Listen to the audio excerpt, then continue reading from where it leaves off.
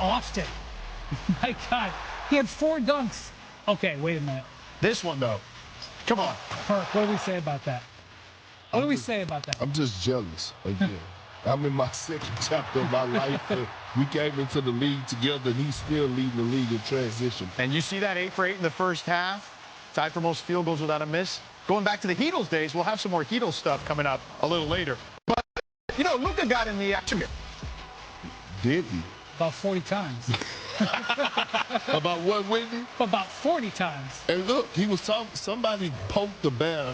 Shame on them. Yeah, watch this. Fan. Talking to the fan. Wow. Well, he got the ball. And he got the steal there. Now check this out. Takes it the other way. Gets fouled. And still having some words. You'll see. Third quarter here. KD only 2 points in the first half. 3 field goal attempts. But he got cooking in the third quarter. Well, Double teaming him, Perk. Well, look, they was actually getting stops, though, and being able to get out and run. And look, I love this action right here.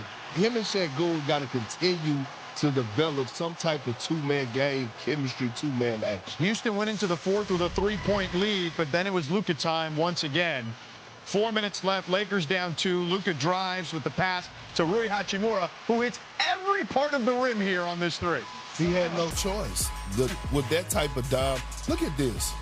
That's insane. We need to do a study on his step-back threes. Real talk, the separation. You heard what he said. That's what he do, baby. No, that's not how you say it. But look at this one. Triple team finds Bron for the alley-oop. It's his 5th dunk. Yeah. Luka fired up. Finished with 40 points. LeBron, he ended up with 30. Someone's about to get talked to. Perk. Someone's about to get talked to. After Luka hit that dagger and hit back at the fan. So Luka and company, LeBron gives him a headbutt on the chest. Lakers win 124-116. Here's LeBron with Lisa Salters after the game. You look like vintage King James to us. Just how did tonight feel to you? I mean, I didn't feel that great, today, when I woke up or even when I got to the arena. I was pretty tired, obviously, from the last game or whatever the case may be. But, once the competitive juices get going and we got flowing, and my guys pick me up, I try to pick them up and just try to make a few plays. Watching him, it actually probably makes me feel like a loser. And every time he falls on the ground, every time he, has a box out, every time he gets hit hard and I feel it too. I feel it too because I'm just so out of shape right now. It's remarkable. And again, this is what I was, talking about with him is just the preparation that he puts in to his body over and over and over again. And that's, to me, is like the ultimate sign of competitive stamina.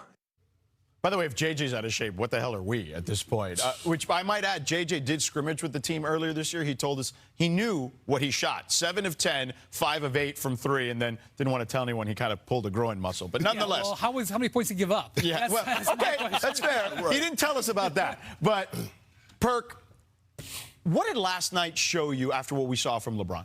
Well, let me say this. So my sons went to the game last night, right? And they saw JJ after the game. They was in the back. So JJ, they called my wife, and JJ had a message for me. He said, tell your Perk to stop talking ish about me. Right? So guess what, JJ? I'm going to give you your damn flowers today. You've been coaching your ass off. We see the spirit of this team. We see the camaraderie. We see the passion, the energy. I always evaluate LeBron James, not only if he's going to put on these dunks or make these tough shots.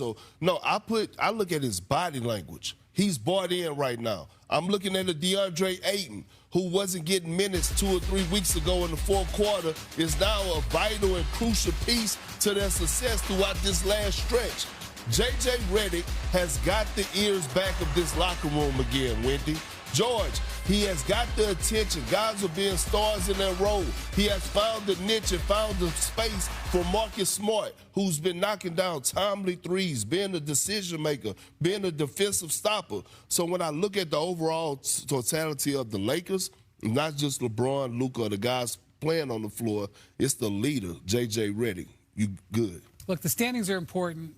The streak is interesting and fun, but I'm more interested in the formula. JJ and the Lakers are finding a formula here that can be sustainable. And if you look at what's happened with Luka during this streak, by the way, I want to point out, I got no problem with him talking to fans, especially if a fan is stupid enough to talk to him. Yeah.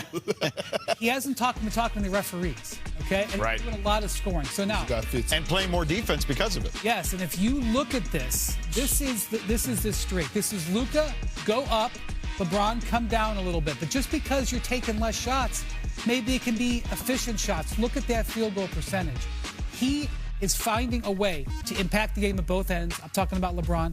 Luka is giving more effort defensively. JJ has been holding players accountable defensively. We're seeing the improved way they're doing it. And also, they're healthy. It helps to have options. There's no doubt health has made a difference. But I can now see how the Lakers could win a playoff series. I can now see, quite frankly, how LeBron has a future with this team past this year. If he's going to play like this fits with Austin Reeves and Luka Doncic, this style of play. And JJ and them have worked hard to develop it. Perk, what do you think about Luka individually and the Lakers ceiling? Let me say this. Luka, in my eyes, is already a top 10 greatest scorer that I've ever seen. When it comes to putting that damn ball in the bucket, we need to have a study and have a conversation on him. Right? We somewhat have seen something like this before with James Harden when he was with the Rockets. But the way he puts on the offensive clinic, 3-level scorer, we know his ability to get to the free throw line. But those tough made 3-point shots and the creation, the separation that he has to do when he gets into his bag, it was daggers. Those threes last night were snatching the soul out of the Rockets in that audience. You know, so, again, Luka, his ceiling, he has none. He has already led a team to the NBA Finals. I believe the Lakers ceiling is second round, and only because they would have to face OKC or the Spurs. That's it. At this stage of his career, at this age, he's the third highest scorer behind Wilt and Jordan. And get you caught up on the action from around the NBA. Starting with the Thunder, who allowed only 24 first-half points as they crushed the Nets in Brooklyn. That's 10 straight for OKC. Perk, you got your hotel ready for OKC for the finals? Look, I'm not about to get into all that, but I will stay in the moment, George, and say, boy, did they get on their asses like back pockets yesterday defensively. When you talk about the tenacity, the deflections, the activity, held them to 24 points, I believe it was, in the first half. Mm-hmm. Perk, I got restaurant reservations in OKC. Look at that. Well, just bring me. Mahogany. Here we come. All right, the Hawks soared past the Mavs, extending their win streak to 11 games, thanks in large part to Jonathan Kuminga's 74-foot heave at the end of the third quarter. Brian, what stands out to you about the Hawks? Well, first off, they've been a top 10 defensive team for 2.5 months now, basically since there was a trade. Secondly, they are healthy and they are powerful. How about seven guys in double figures in this game last night? Wow. They are very, very deep with this roster right now. Hawks are looking good. The play-in, that's going to be tough. But let's go to the top of the East, Boston, where Jaylen Brown had 32 points and got the game ball after beating the Warriors last night. Head coach Joe Mazzulla said, quote, "It's really hard being a Celtic, and you've got to live up to the past." So, Perk, you know this. What does that mean? Exactly what he said. We're talking about the city of champions. We're talking about one of the most historic franchises in sports with a lot of names. And look, Jaylen Brown is another Finals MVP, maybe an MVP away from leapfrogging a lot of those greats that they put on their uniform. He also knows his whole teammates' astrological symbols. He does. We heard that yesterday. Jaylen Brown, by the way, speaking of those greats, finds himself in the inner circle of Celtics scoring lore. The list features 8 Hall of Famers and his teammate. That's an average list. That's an average list, would you say? That's pretty good. Yeah. If you crack that top 10, you're in good shape. All right, shifting over to the Western Conference. Denver and Memphis yesterday. Jokic and company taking on Ty Jerome, who goes logo. All right, you know it's March when Ty Jerome's going off. He's back, man. He had to sit out the whole year basically with injury, and now he's reminding everybody why he got that contract, Perk. All right, under a minute left in the second quarter. Jokic getting in the act from 3, staring down the ref, it looks like. Jokic's funny when he want to be. Yeah, he is. 5 minutes left here. Jerome goes up strong. Gets to G.G. Jackson. 2 minutes left in the fourth. Jerome kicks it out to Olivier Max Prosper. who drains the three. Grizzlies go on to win.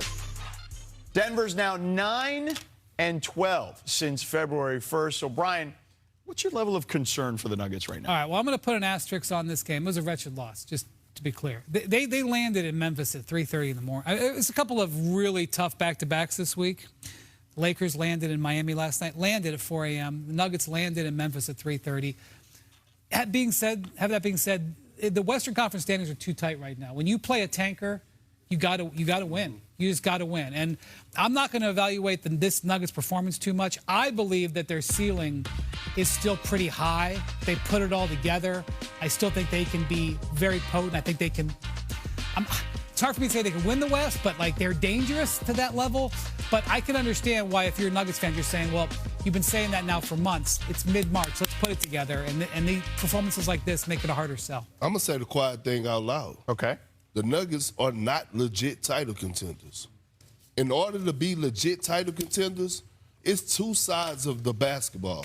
And we could start on the offensive side of things because they've been one of the worst clutch teams in the league. Jokic has been having uncharacteristic turnovers in the clutch and clutch moments.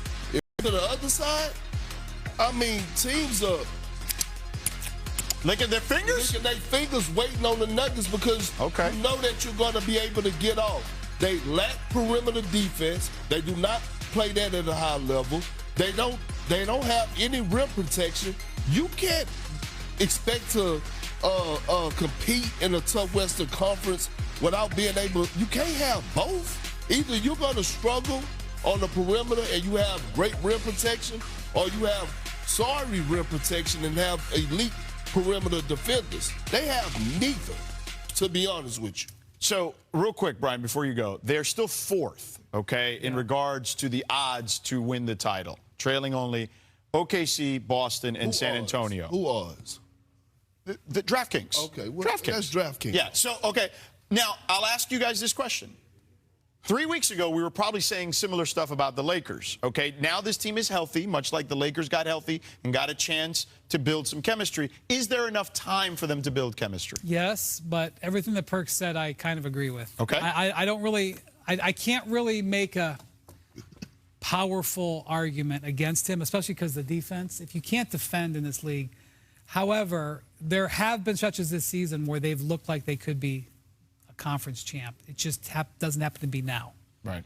Okay. Fair enough. I have a weak rebuttal, but it's a rebuttal. So really, you agree with me? I guess. That's it. He could have just said it that way. It would have been way more efficient, right? You're right. All right. Coming up on NBA Today, it's a royal return for LeBron in Miami, and our panel